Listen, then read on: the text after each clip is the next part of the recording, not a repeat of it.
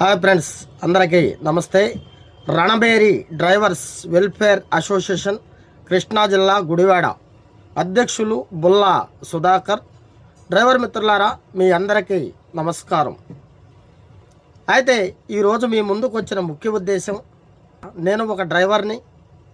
మరి మనం వాస్తవంగా ఫోన్ మాట్లాడుతూ డ్రైవింగే చాలా రాంగు. కానీ ఖచ్చితంగా మన అవసరాలను బట్టి మనం ఏం చేస్తున్నాము, ఆ ఫోన్ని ఖచ్చితంగా వాడుతున్నాం డ్రైవింగ్ చేస్తూనే. వాడలేదన్నది కరెక్ట్ అయిన మాట కాదు. ఖచ్చితంగా చాలామంది కూడా వాడతారు. ఆ విషయాన్ని పక్కన పెడితే నైటు 8 గంటల కాడి నుంచి 10, 11, 12 తెల్లవారులు మేము చూస్తూ ఉంటాం. బస్సు డ్రైవింగ్ అంటే నేషనల్ హైవేలో అందరూ ఒకే రకంగా వెళ్ళరు మిత్రులారా, గమనించండి.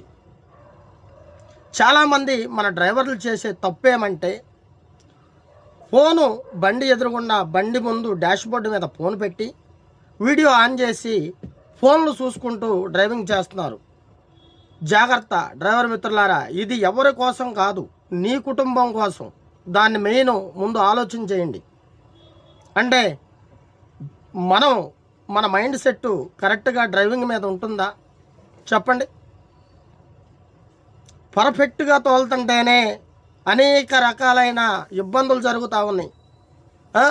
ఫోను ఎదురుగా పెట్టి డాష్బోర్డు మీద ఫోన్ చూసుకుంటూ చాలామంది, అంటే ఒక డ్రైవర్ అని ఇక్కడ చెప్పేది లేదు, కానీ ప్రతి ఒక్క డ్రైవర్ కూడా, వ్యాన్లు కానివ్వండి, లారీలు కానివ్వండి, ప్రతి వాళ్ళు కూడా మేము చూస్తూ ఉంటాం. ఇది నేను నా సొంతంగా చెప్పేది కాదు, ఎంతోమందిని చూసి ఈ విషయాన్ని చెప్పడం జరుగుతుంది మిత్రులారా.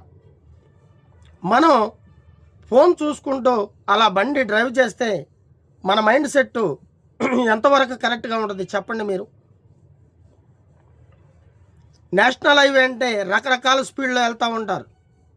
అలాంటి హైవేల్లో మనం ఫోన్లు చూసుకుంటూ డ్రైవింగ్ చేస్తే అది ఎంత ప్రమాదానికి దారితీద్ది. మన మైండ్ సెట్ మన దగ్గర ఉంటుందా? నీ మైండ్ సెట్ మొత్తం నీ ఫోన్ మీద నువ్వు దృష్టి పెడతావు. నువ్వు రోడ్డు అబ్జర్వేషన్ చేసేటప్పుడు అంత నేషనల్ హైవేలో బళ్ళు అంత హై స్పీడ్లో వస్తూ ఉంటే మరి మనం రోడ్ల మీద మనం ఫోన్ చూసుకుంటూ డ్రైవింగ్ చేయటం అది ఎంతవరకు కరెక్టు?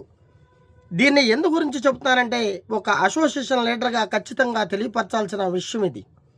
మీరు రిస్క్ పడొద్దు, ఎదట వాళ్ళని రిస్కులోకి లాగొద్దు మిత్రులారా. అందరికీ పేరు పేరున నమస్కారం.